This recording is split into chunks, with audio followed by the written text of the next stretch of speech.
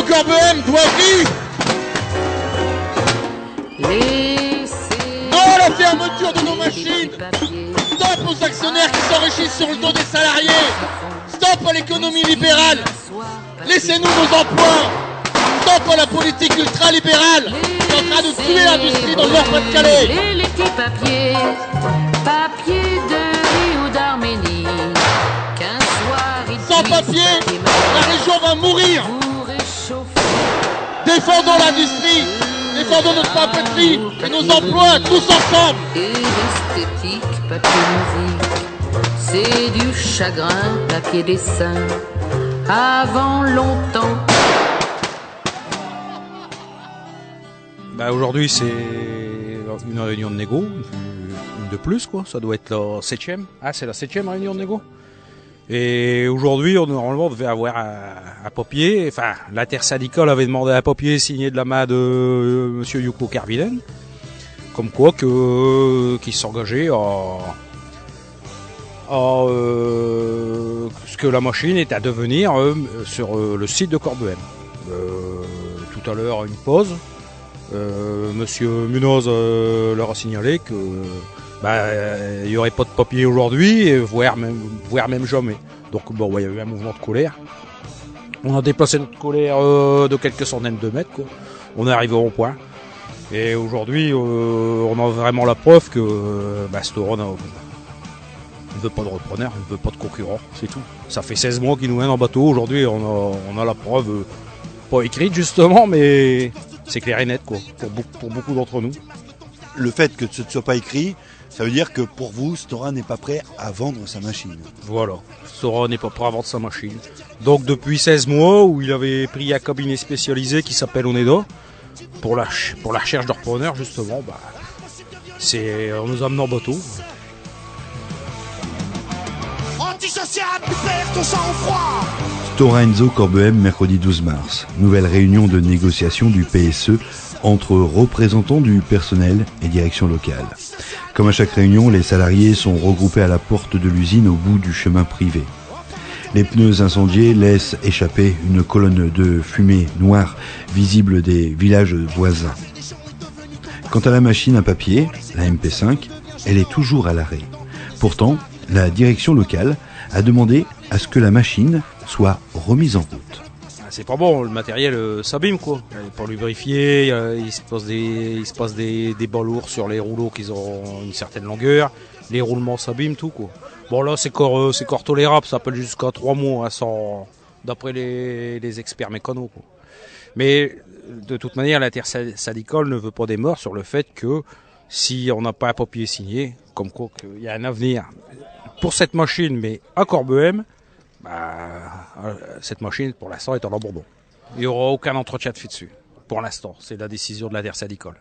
C'est la décision de l'intersyndicale, c'est également une décision qui est partagée par la majorité des salariés de Stora Enso Corbehem. Ouais, surtout encore après le coup d'aujourd'hui quoi. Il y a encore des gens peut-être qu'ils espéraient à quelque chose depuis l'avenue de Monsieur Montebourg.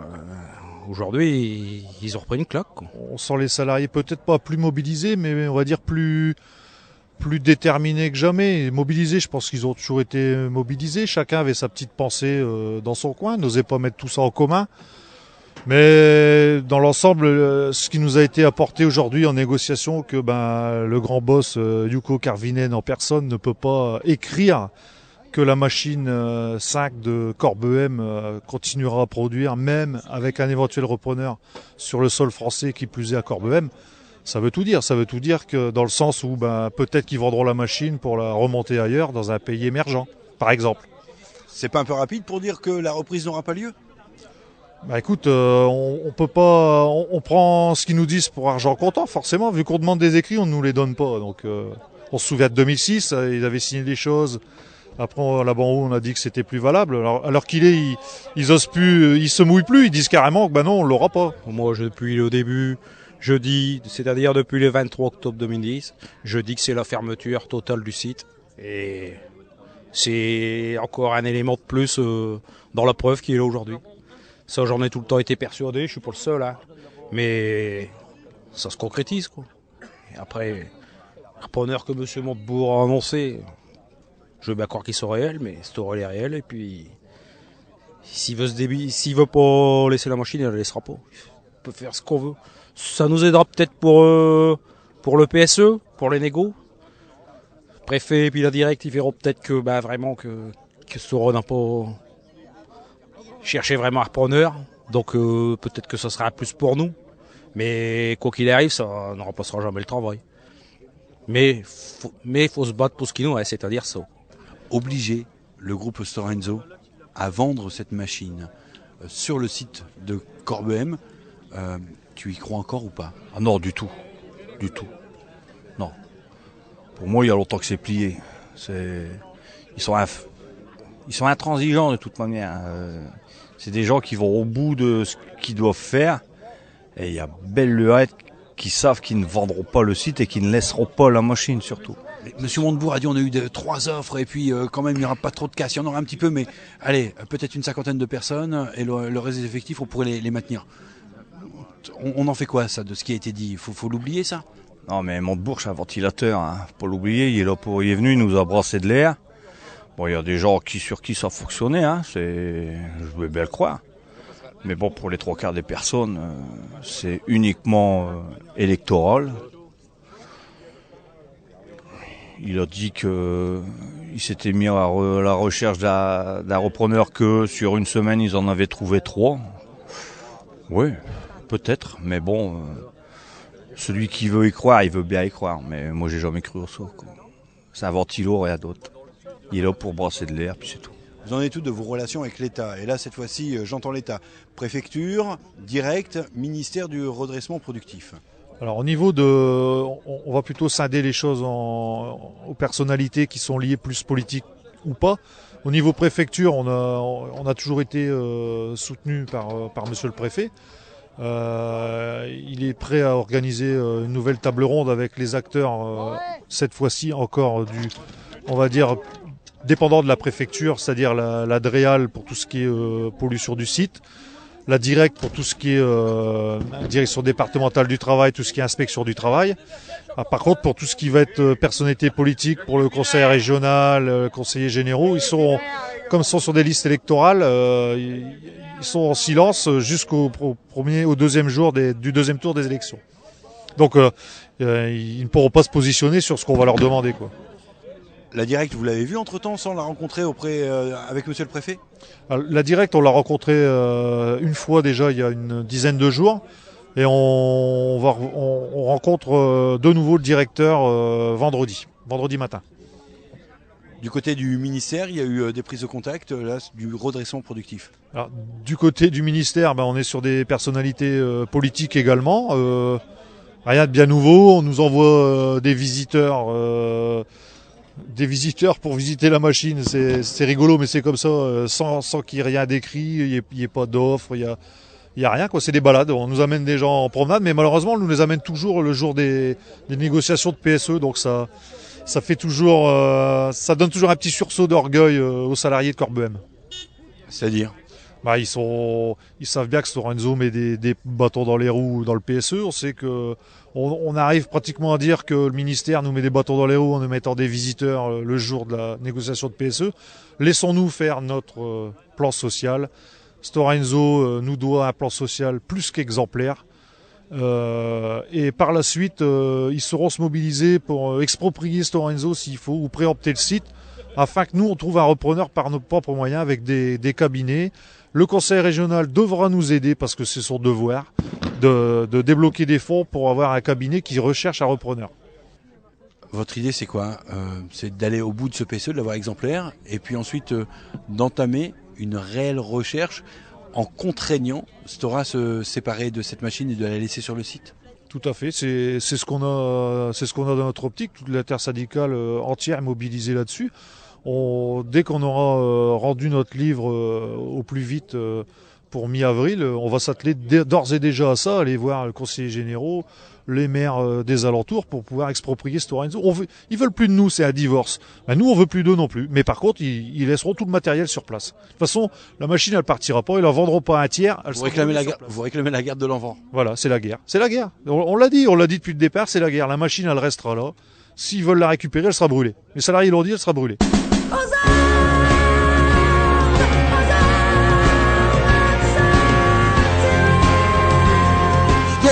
Corbehem doit vivre. Plus que jamais, les salariés et leurs représentants n'ont plus confiance dans le groupe Stora Enso. Et revient le souvenir de 2006, alors qu'une solution semblait trouvée avec un repreneur permettant de maintenir dans l'emploi 650 salariés suite à une signature dont déjà se félicitait le préfet de l'époque. Je voulais vous annoncer que l'accord a été conclu sous en quelque sorte ma responsabilité entre l'association LGPS et bien entendu surtout entre Green Recovery et le groupe Stora. L'ensemble des points qui posaient problème et qui suscitaient inquiétude de la part des personnels ont pu être relevés lors de cette longue réunion. Les discussions étaient difficiles, mais aujourd'hui nous avons abouti à une conclusion et j'en suis très très heureux parce que ça veut dire que le projet porté par LGPS depuis plusieurs mois et effectivement aujourd'hui par Green Recovery va pouvoir se mettre en œuvre. Donc vous allez pouvoir assister en direct à la signature d'un premier accord, qui est un accord qui n'est pas une conclusion, un accord au sens juridique du terme, mais qui est qui marque seulement un certain nombre de conclusions très importantes. Je crois que effectivement, dans les jours qui viennent, des discussions plus précises auront lieu pour permettre à ce que l'accord prenne une forme juridique qui puisse permettre donc à la reprise de l'activité de la machine 4 au plus vite. Donc j'en suis très heureux et je remercie bien évidemment le groupe Stora des efforts qu'il a consentis, Green Recovery, et je remercie très très vivement les représentants des organisations syndicales et LGPS, des efforts aussi qu'ils ont pu réaliser, de leur calme dans cette négociation. Je crois que ça a permis d'aboutir et c'est une très très bonne chose. Denis Prieur, préfet du Pas-de-Calais, alors que Green Recovery, repreneur potentiel pour 2 machines en 2006, vient de signer un premier accord avec Stora Enso, le plus compliqué semble passer. Stora Enso, dans un premier temps, conditionnera la poursuite des négociations avec l'éventuel repreneur à la remise en marche de la machine MP5 qui, alors, était à l'arrêt. Puis Stora Enso multipliera ses exigences face au groupe Green Recovery, comme nous le signalait Monsieur Gruszko au cours des négociations menées avec le groupe finlandais. Vous savez, la confiance, ça se décrète pas. Ouais. Et les pouvoirs publics peuvent essayer de faire pression, mais la loi est qu'ils n'ont pas vocation à prendre des décisions à la place de Stora. Stora est quand même maître chez lui. On est quand même un pays libre. À partir de là, si vous voulez, soit Stora veut, soit il veut pas. Mais il faut qu'ils se décident. À la limite, s'ils veulent pas, ce que je peux leur reprocher, c'est pourquoi avoir laissé espérer autant de monde pendant autant de temps. Fallait le dire tout de suite. Non, on veut pas. Bon, très bien, vous voulez pas. Et voilà, fin. Mais dites-le. Si c'est ça que vous voulez. Mais dites pas que vous voulez sans tout en voulant pas, enfin sans faire le travail, sans donner aucune garantie, sans montrer rien. C'est ça qui va pas, c'est qu'il y a un discours qui est très ambigu et qui a fait perdre aussi, et qui a aussi, si vous regardez dans le temps, qui a fait perdre confiance aussi bien de nous, enfin nous elle n'est pas encore perdue, mais enfin on a quand même des sérieux doutes aujourd'hui, mais qui a fait une énorme perte de confiance des salariés de Stora vis-à-vis de leur employeur. Aujourd'hui, si vous écoutez les salariés, il y a une crise de confiance énorme par rapport à leur employeur.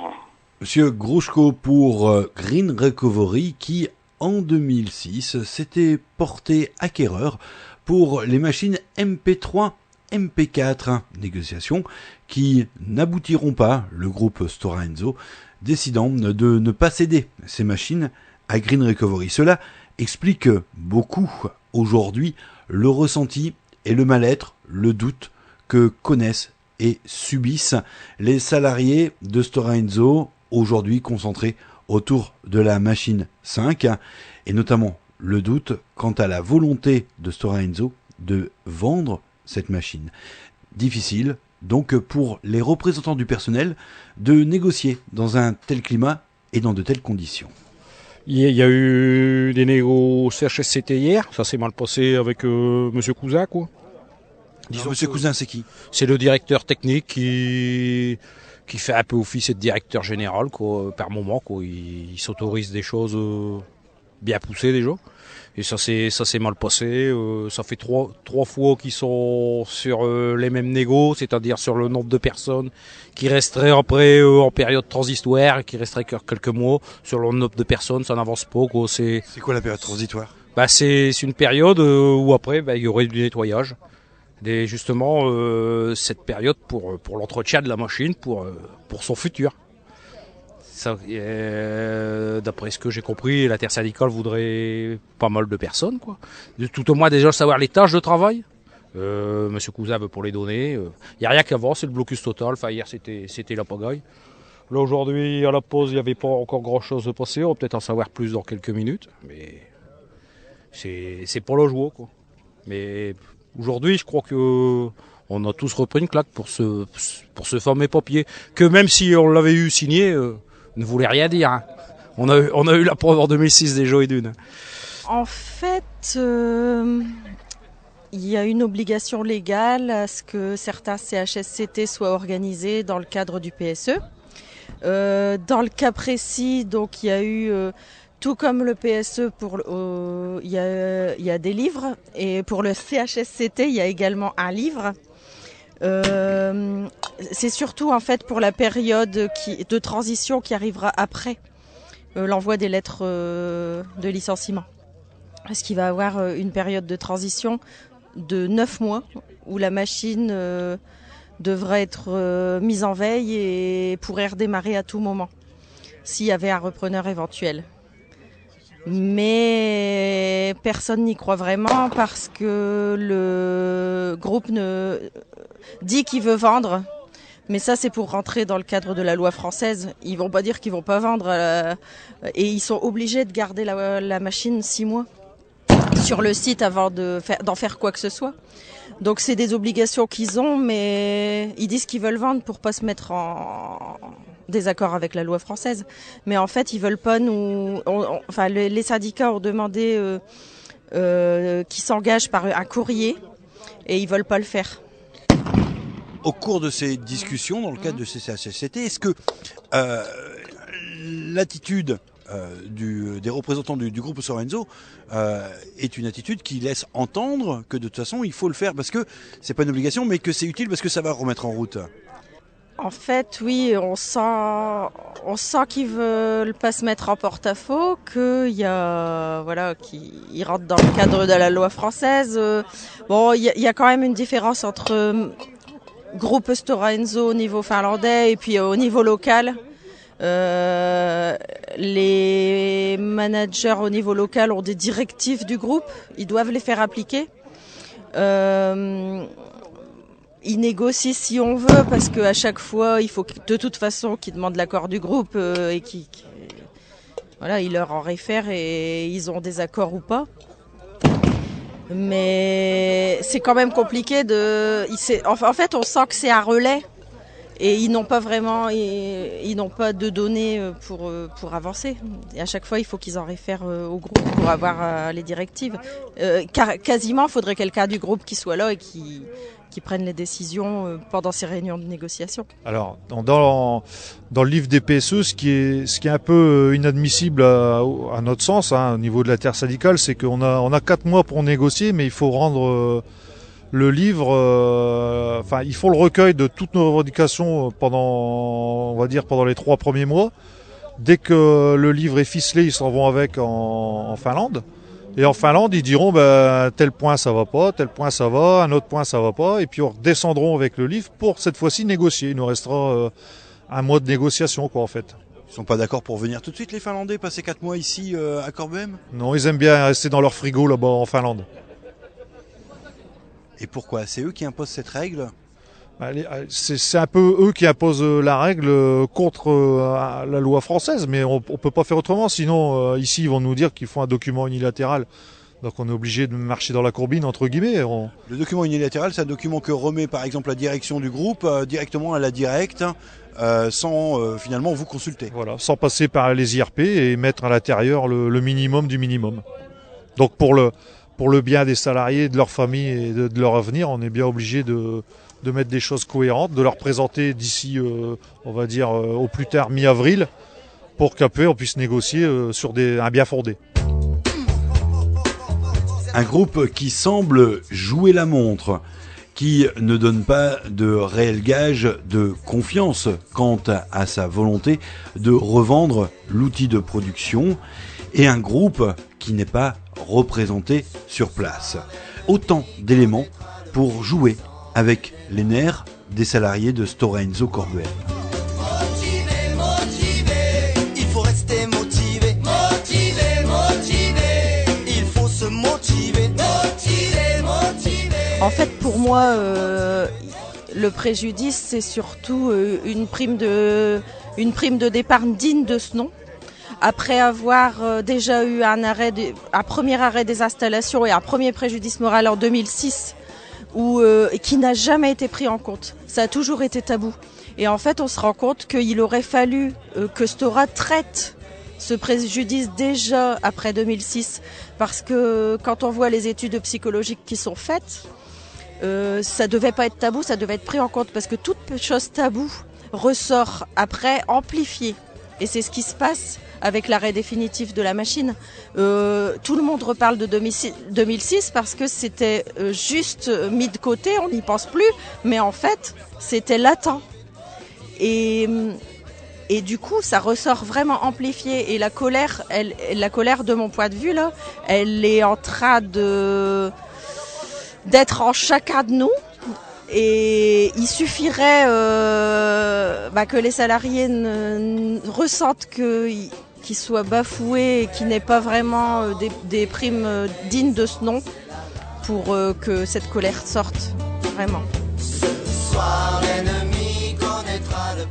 Et nous avons bien regardé les choses. Je vous dis très clairement, nous avons des gens qui savent travailler sur les 3 lignes de production. Et je vous dis très clairement, quelqu'un qui a travaillé sur la machine 3 ou la machine 4, il serait aussi très bien travaillé sur la machine 5. Heinz Feider, directeur de l'usine Stora Enso Corbehem en 2006.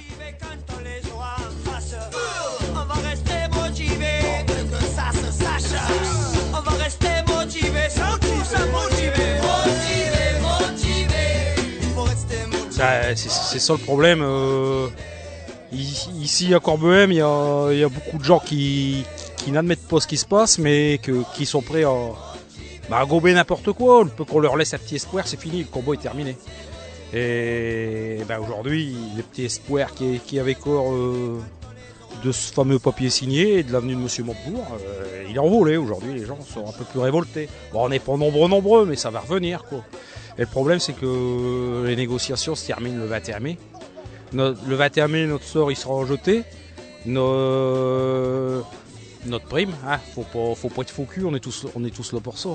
On est tous là pour s'en sortir le moins mal possible. Alors c'est le moment de se battre. C'est pas au mois de décembre l'année prochaine qu'il faudra dire on aurait dû faire ça, quoi. C'est maintenant, mais tout le monde le conçoit pas comme ça. Ou alors il leur faut un coup de pied au cul. Et vivement qu'il y en a plus souvent, quoi. Parce que il y a des moments c'est lassant quand même. Même si on est volontaire. On se défend.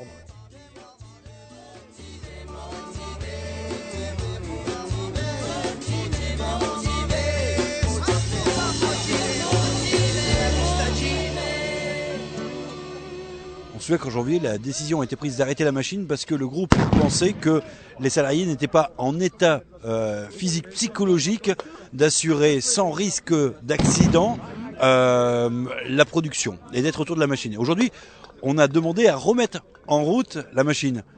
Ils vont beaucoup mieux les salariés pour la remettre en route ? Non. En fait, l'état des salariés s'est dégradé depuis déjà 16 mois. Il s'est dégradé petit à petit au fil des annonces, au fil des annonces négatives qu'on a eues. C'est pas les salariés qui ont demandé à arrêter la machine, c'est bien le directeur général qui a pris cette décision. Bon, en fait, il invoque plutôt son droit de retrait en quelque sorte. Mais il a pris cette décision suite au droit de retrait qu'a pris le responsable de la machine SAC. Parce que il y a déjà eu, à la base, il y a eu 21 personnes de détachées à temps plein pour les négociations, donc des syndicats. Et ce qui s'est passé, c'est qu'en machine, il aurait fallu faire appel à des intérimaires. On pouvait tout à fait parce qu'il y a des intérimaires qui ont l'habitude de venir l'été et on a des personnes qui reviennent régulièrement. Mais ils n'ont pas voulu prendre cette décision. Je pense qu'ils ont choisi la facilité en disant bah non, finalement on arrête. Sauf que pour moi la machine arrêtée, elle est tout aussi dangereuse parce que si quelqu'un a décidé de se foutre en l'air, il le fera aussi bien machine arrêtée que machine en route. Et la machine tournant à petite vitesse pour lubrifier, pour pas qu'il y ait des flèches au rouleau, c'est juste pour entretenir la machine, mais c'est tout aussi dangereux de mon point de vue pour les salariés. C'est sûr que quand on veut tuer son chien, on dit qu'il y a la rage, quoi. Enfin, c'est des excuses. Et des excuses, c'est fait pour s'en servir, on s'en sert. Mais le danger, il est toujours présent, machine arrêtée ou pas. Parce que à cause de l'état psychologique des gens. Un état psychologique qui était en yo-yo également, parce qu'il y a eu de temps en temps de l'espoir qui a été nourri, entretenu. Ça, c'est ce qui a été le plus terrible. Parce que on a vraiment ressenti donc vraiment l'espoir qui est revenu avec l'arrivée de M. Montebourg et son discours. Et très très vite, quand les gens ont vu qu'il n'y avait pas de dossiers qui ont été donnés à Bercy, ils se sont rendus compte. Et puis un délai qu'on leur a donné en disant bah, on vous remettra tout dossier vers un mois et demi, ce qui représente une échéance d'après les élections municipales. Les gens ils se rendent compte vraiment qu'ils n'ont rien. Et que de toute façon, ça m'étonnerait qu'il y ait quoi que ce soit. Et cet espoir est encore plus déçu quand on voit que Stora Enso ne veut pas s'engager par un simple courrier à dire qu'ils veulent vraiment vendre. Et c'est ça le problème, parce que tout le monde est persuadé que Stora ne veut pas vendre. Vous aussi ? Moi aussi, mais moi j'y suis persuadée vraiment depuis le début. J'ai pas du tout été déçue de Bercy parce que je savais d'avance que c'était des belles paroles. Et vous savez, c'est les paroles de politiciens, d'autant plus, encore pire avant une échéance électorale. Jean ? Oui, vas-y, Hervé, je t'écoute. Donc, depuis quelques semaines, a été mis en place le PIC. Non, c'est pas ça ? Le HIC. Le HIC. L'espace info conseil. Alors, le HIC, c'est quoi ? Le hic, c'est qu'on va arrêter la machine et on va fermer le site. Là, le hic. Le premier hic, il est là. Non, le hic, c'est quoi ? Non, mais ça, en fait, c'est un accompagnement pour les personnes qui sont susceptibles d'avoir un projet, tout simplement. Mais il faut savoir qu'ils sont pas là. Ils sont pas là pour te trouver du travail. C'est-à-dire, ils vous proposent quoi ? Ils t'accompagnent. C'est quoi l'accompagnement ? L'accompagnement, c'est chercher des formations avec toi, pour toi, préparer des curriculum vitae, toutes ces choses-là, tout ce qui est pour la recherche d'un emploi. C'est pas... Bon, après, on peut élargir sur si la personne qui arrive avec un projet réel, donc là, ils feront les démarches avec toi pour aller à la finalisation de ton projet. Tu le ressens comment cet accompagnement, toi ? Après, c'est une question, c'est la volonté des gens en fait. C'est eux, dans la mesure où ils ne sont pas là pour te trouver du travail, ils sont là, c'est un accompagnement. Tu peux pas. C'est la volonté d'abord de la personne de dire bon ben oui. Tu t'imagines toi retourner en formation ? Ça dépend laquelle. Ça dépend laquelle. Si c'est une formation crève bonhomme, c'est même pas peine d'y compter. C'est quoi une formation crève bonhomme ? Bah, je sais pas, devoir repartir à l'usine ou des choses comme ça, quoi. Après, quand tu arrives, ça dépend l'âge que tu as, quoi. Si tu as un âge entre 40 et 45 ans, bon, tu peux te permettre de faire un peu plus du travail physique. Bon, après, quand tu passes à la cinquantaine, c'est déjà plus le... Tu as quel âge, toi ? 52 ans.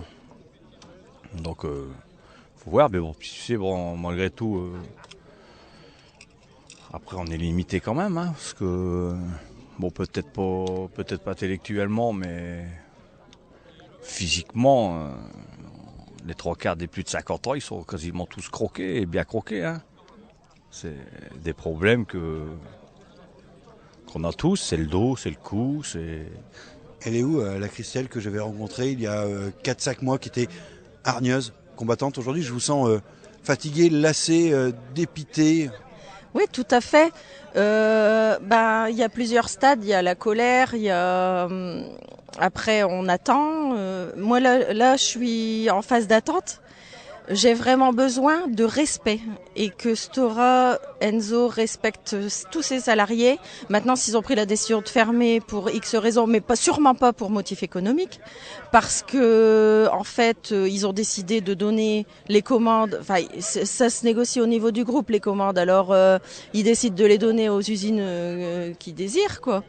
Mais quand ils ont décidé de ne plus les donner à Corbehem, c'est bien pour créer une situation où ils peuvent arrêter l'usine. Je ne suis pas été indiscret, votre conjoint travaille ici à l'usine également? Oui, également. Vous arrivez à dormir? Là, c'est pareil, on a vraiment perdu du temps de sommeil depuis plus d'1 an maintenant. Non, on n'arrive pas à bien dormir, ça c'est sûr. Ça fatigue, donc la fatigue mentale, la fatigue physique. On tient le coup parce qu'il faut bien. Moi, lui, il fait les postes, mais moi, je travaille. Donc la semaine, je sais que le lundi, c'est très difficile pour moi d'arriver ici parce que après, avec les collègues, on reparle. Ça va. Après, on continue la semaine tant bien que mal. Moi, j'ai encore du travail avec les comptes rendus de CHSCT, mais il y en a qui en ont pas du tout de travail. Et c'est vraiment difficile. C'est encore plus difficile d'être en sous-charge de travail qu'en surcharge. La surcharge, elle entraîne certes du stress, mais la sous-charge, c'est vraiment pas mieux. C'est vraiment, vraiment galère. Et je trouve que ça traîne. Ils veulent mettre des mesures en place pour limiter les RPS, occuper les gens, mais ça fait quand même quelques semaines que ça dure, ça traîne. On voit pas vraiment de résultats rapides. Je veux dire, après, il y a des tas de personnes qui sont inoccupées. On pourrait peut-être se servir d'elles pour accélérer certaines choses, pour faire plus de formation, pour occuper tout le monde. Et puis, je sais pas, on sent quand même, ce qui est vraiment très dommage, c'est qu'on sent pas la direction locale du côté des salariés alors qu'ils sont tout autant concernés. Je sais bien qu'ils sont aussi exposés au RPS, mais on les sent plus du côté du groupe que du côté des salariés. Et pourtant, ils sont censés être licenciés en même temps que nous. Ça, c'est bizarre. C'est une impression bizarre qu'on a. Et les gens ont vraiment besoin de respect. En plus, en 2006, il y avait un point info conseil à relais emploi mobilité qui n'ont pas été où les salariés n'ont pas vraiment été contents du tout d'eux. Là, on prend d'autres personnes, mais je sais bien qu'ils vont pas faire de miracle, ils vont pas nous trouver du travail. Mais qui soit un peu plus dans l'empathie et dans le conseil. On a vraiment besoin de plus de conseils que ça. Et on se rend compte que finalement, chercher nous-mêmes, c'est tout aussi efficace parce que quand on leur demande des renseignements, il faut seulement qu'ils prennent leurs renseignements eux-mêmes. Ils sont pas plus renseignés que nous. Hein. Donc, on se sent pas vraiment épaulé. Et en plus, dans le bassin de l'emploi, la crise, en pleine crise, on se demande comment ça va se passer. Là, au départ, je me dis, je vais chercher activement. Et là, j'en suis à me dire, avec tout ce qui s'est passé avec l'arrivée de Montebourg, les revirements de situation, la menace que le PSE puisse s'arrêter en cours de route, alors que finalement, c'est pas vrai. Donc on se dit, vaut mieux attendre pour être sûr. Et maintenant, j'en suis à me dire, je calcule le temps, les mois qui sont devant moi et où je serai payée encore et où j'aurai pas encore de problème financier. Et après, voilà. Je me dis, à tel moment, si j'ai pas retrouvé de travail, il faudra penser à des choses comme le RSA. Voilà. Donc j'en suis à ce point-là. Et alors on passe par tous les stades. On passe par la colère, on passe par voilà. Par les médicaments également? Non, pas. J'ai pas encore voulu prendre de médicaments pour dormir. Il y en a ici qui sont déjà sous traitement. Par contre, oui. Ouais. Il y en a qui sont sous traitement, c'est sûr. Là, on attend beaucoup du deuxième rapport CECAPFI parce que il y a eu des questionnaires qui ont... C'est quoi ce rapport? Expliquez-moi. Alors, c'est un rapport pour faire un point de la situation des risques psychosociaux sur le site. Donc, il y en a déjà eu à l'année dernière, c'est sous forme de questionnaire. Donc là, il y a un premier rapport après le dépouillement des questionnaires où des experts font un état de la situation psychologique des gens. Et suite à ça, ils font des entretiens individuels et collectifs où d'autres choses ressortent, où ça confirme aussi les éléments du questionnaire. Et là, on va voir si ça a évolué. Mais moi, je suis persuadée, pour passer souvent dans l'usine et pour connaître quasiment tous les gens, que la situation, elle a énormément évolué négativement. Et ça fait peur parce qu'on se dit, après tous ces mois passés comme ça, on se demande si on va pas avoir un contre-coup quand on sera arrêté. Et d'où la difficulté supplémentaire de retrouver du travail, de se mettre dans une recherche active. Qui dit recherche active dit de la motivation, de la niaque. Je sais pas, il faut faire une bonne impression devant quand on va à des entretiens. Il faut paraître motivé. Sinon, on a perdu d'avance. C'est quand même la première impression qui fait tout. T'as commencé à regarder où t'en étais de tes droits à la retraite? Ah ouais, non, mais là, faut pas y rêver. Quelle question. Attends, 50. Ça me fait 52 ans. Il me reste 10 ans de cotisation. J'ai cotisé à partir de 17 ans et demi. C'est tout. 41 ans de cotisation, je les ai pas. Même pas en rêve, quoi. C'est inimaginable. Voilà. Moi qui nous sorte un accord du feu de Dieu, mais alors là, on y croit encore moins. Tu les vois comment, les 10 années à venir? T'arrives à te projeter aujourd'hui ou pas du tout? Depuis 16 mois que ça dure, tout, le temps est arrêté ou alors il y a... Non, le temps, non, ça c'est... Bon, pour l'instant, j'ai qu'une idée, c'est un combat, c'est rien d'autre. On a une direction qui est inflexible, c'est à nous à faire plier sur certaines choses. On ne la fera pas plier sur tout, c'est certain. Mais bon, pour l'instant, on en est là, on est dehors. Ce matin, il y a eu la négo. On est là, on est présent, puis c'est tout. Il faut se battre, c'est tout. Pour l'instant, il faut penser à se battre. Bon, il y a des gens qui pensent à l'emploi, c'est normal. Il y a des gens qui sont plus jeunes, donc si ces personnes, ils ont une opportunité, qu'ils foncent, qu'ils y aillent, c'est tout à fait légitime. Mais bon, pour ce qui me concerne moi, non, j'ai réfléchi un peu à ce que je pouvais faire, mais sans plus, quoi. De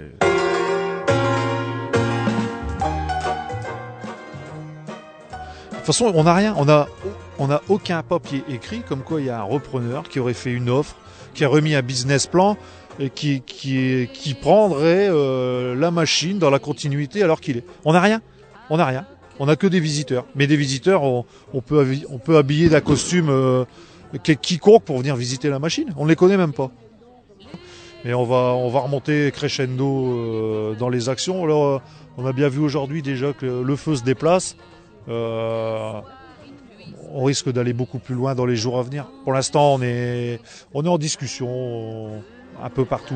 On est en pleine préparation. Il y a des choses qui se préparent. Ça va très bien se passer comme d'habitude. C'est du chagrin, papier dessin, avant longtemps. Voilà, c'est la guerre. C'est la guerre. On l'a dit depuis le départ, c'est la guerre. La machine, elle restera là. S'ils veulent la récupérer, elle sera brûlée. Les salariés l'ont dit, elle sera brûlée. Un reportage réalisé par Hervé Dujardin auprès des salariés de Storin Enzo Corbehem le mercredi 12 mars 2014. Production Radio Scarpe Sensée. Qu'un soir il puisse papier maïs vous réchauffer.